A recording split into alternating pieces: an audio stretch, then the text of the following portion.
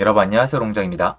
여러분 요새 정보의 홍수 속에 살고 계시잖아요. 저도 마찬가지예요. 정말 자유로울 수가 없는데 여러분이 많이 보시는 부동산 관련된 데이터나 뉴스 또는 통계에 나와 있지 않은 제가 현장 확인하고 메모하고 외워진 것들 몇 가지를 일단 말씀드려 볼게요. 일단 대출을 막고 거래가 없어지기 시작한 게 21년도 하반기예요. 10월달 이후에 21년도 11월달 정도부터고요. 그리고 약간 금매가 늘어나면서 거래가 안 되면서 사람들이 뭔가 싸하다. 그래도 전세로 좀 버티자 이런 분위기가 남아있던 게 22년도 상반기예요. 2월달, 3월달에 사람들이 주장이 좀 변하기 시작하다가요. 전세가가 먼저 꼬꾸라지면서 매매가도 금매를 마구잡이로 던지는 정말 말 그대로 폭락장은 22년도 7월, 6월달 이후인데 7월달부터 시작이 됐거든요. 그렇게 가다가 잠실 등의 주요 입지가 바닥을 찍은 게 찍고 올라간 게 아니라 바닥을 완전 다져서 다시 올라가기 시작한 게 23년이 아니고요. 22년도 10월 달을 지나서 22년도 11월 달이에요. 그리고 얘네가 전세가가 상승하기 시작한 게 이미 그때 약간 시작이 됐지만 눈에 좀 보이기 시작한 거는 23년도 상반기예요. 가격 문제였는데요. 삼중 가격이 있어서 좀 얘기하기가 애매해요. 그리고 얘네가 좀 퍼지면서 주요 지역들끼리 말씀드리는 거예요. 좀 나아진다, 거래가 좀 늘어난다, 이런 얘기가 나왔던 게 이때 제대로 된 전세가 상승이 동반이 안 됐어요. 23년도 1월 달부터 8월 달까지예요. 이게 데이터에 나와 있거나 어떤 언론에서 다룬 내용이 아니라 그냥 제가 알고 있는 내용이거든요. 그러니까 저는 하락하는 시장에서 끊임없이 채찍질하면서 다녔단 말이에요. 그런 제가 오늘 기사 몇 가지를 보면서 여러분들이 추가적으로 알거나 다르게, 그러니까 바꿔서 알아야 되거나 중요하다고 생각되어지는 부분을 같이 짚어보는 방향으로 한번 보도록 하겠습니다. 그리고 제 정규 강의는 지금 접수 기간이고요. 이 접수 데드라인이 정해져 있습니다. 자세한 내용은 아래 링크를 통해서 확인을 부탁드리고요. 질문들을 해주셔가지고 저는 그냥 관심이 있거나 듣고 싶은 분들은 일단 등록을 해 놓으시고 제가 이제 강의가 올라가면 그냥 바로바로 보시는 걸 원하거든요. 왜냐면 제 강의가 지금 실시간으로 만들어지기 때문에 가능한 빨리 보시고 여러분이 필요한 부분을 캐치를 하시는 게 좋다고 생각을 해요. 빨리 볼수록 좋잖아요. 지금 시장이 예전에 비해서 예전에 제가 정규 강의 할 때 이런 얘기 안 드렸잖아요. 속도가 좀 빨라요. 거래량을 봤을 때 그거를 좀 부탁드리고 싶어서 데드라인이 있고 기간이 정해져 있고 요거를 안내를 드리는 거예요. 영상 같이 보도록 하시죠.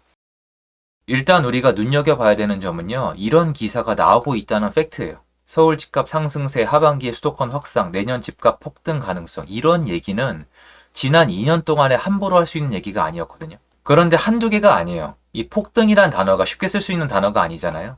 그리고 요런 거. 그리고 요런 거. 벼락거지. 영끌족. 막 다 씁니다. 자극적으로. 도대체 왜 이렇게 되고 있는지에 대해서 좀 몇 가지 짚어볼게요. 일단 서울 집값 상승세 하반기에 수도권 확산, 내년 집값 폭등 가능성은 전 틀린 얘기라고 생각하고 있진 않아요. 하지만 기사를 씀에 있어서 더 중요한 부분이 있고 덜 중요한 부분이 있는데 지금은 사실 매매가만 얘기할 때가 아니에요. 지금은 전세나 월세를 택하는 분들에게 반드시 시장 상황을 알려드려야 되는데 그게 어렵거든요. 왜 그러냐면 내가 집을 안 사기로 결정하거나 내가 집을 살 수 없는 시기에는 집값이 올라가는 게 좋지 않거든요. 무슨 말이냐면 저도 그래요. 내가 듣기 싫어하는 뉴스는 보기 싫어요. 사람 본능이에요. 저도 그렇습니다. 검색도 안 하게 되고 알고리즘이 뜨면은 짜증부터 납니다. 내가 지금 당장 집을 안 사겠다는 것도 아니고 돈을 더 모아야 되거나 만기가 아직 안 끝났거나 대출이 안 나오거나 여건이 안 되는데 자꾸 올라간대요.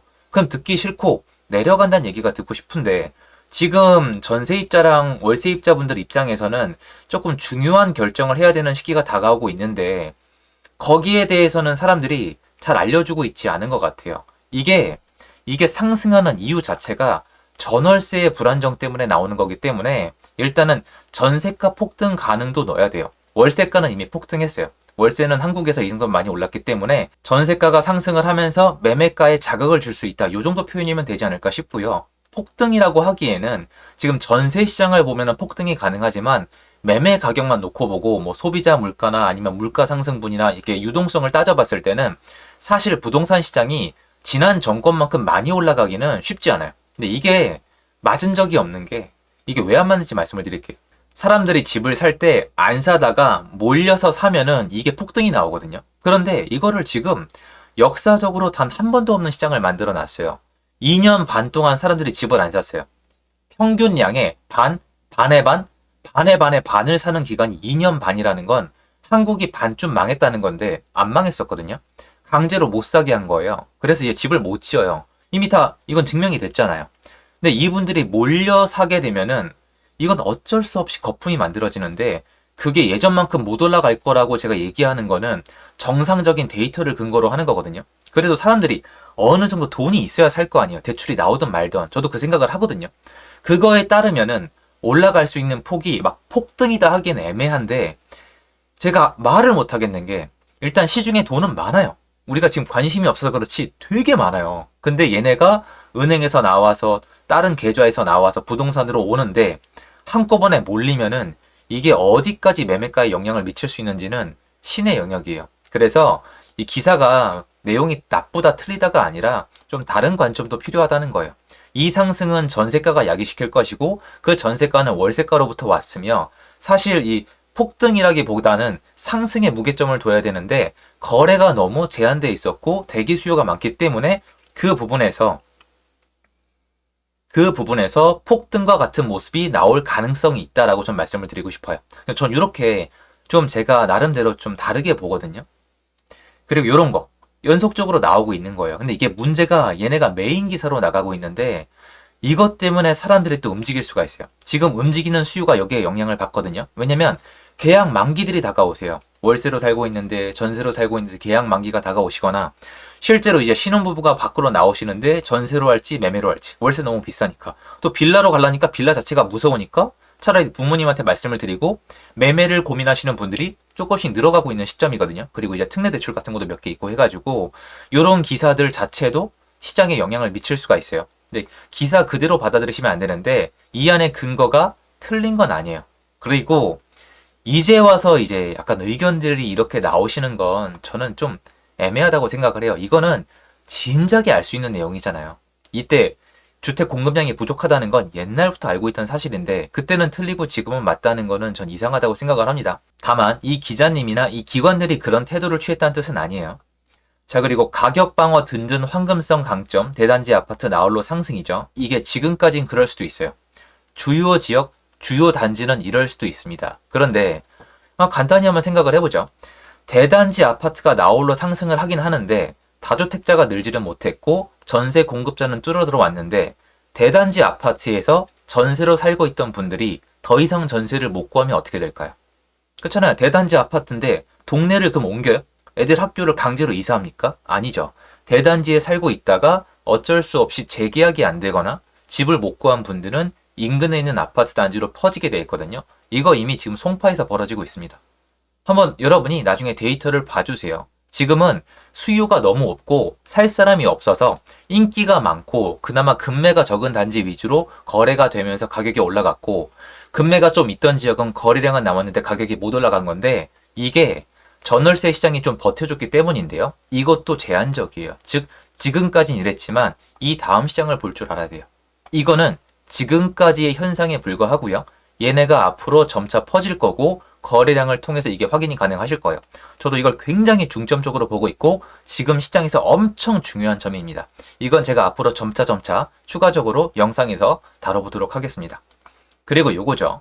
지금 노도강도 꿈틀이라고 하는데 꿈틀거리고 있지 않아요.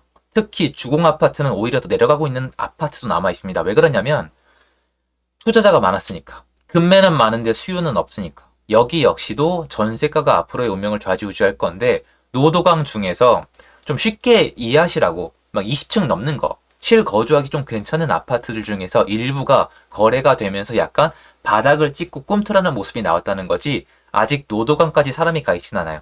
지금 강북을 알고 싶으시면은요. 성북구나 동대문구 가보시면 되고요. 일단 이 메인 포인트가 약간 강남에서 강남이 그렇다고 안 올라가고 있다는 뜻이 아니고요. 강남 지금 괜찮은데 강남 전단지가 그런 것도 아니에요. 강남도 약간 애매한 단지들이 남아있는데 요 메인 코어의 힘이 지금 성동구로 가 있거든요. 성동구가 지금 장난이 아닌데 걔네도 퍼지고 있어요.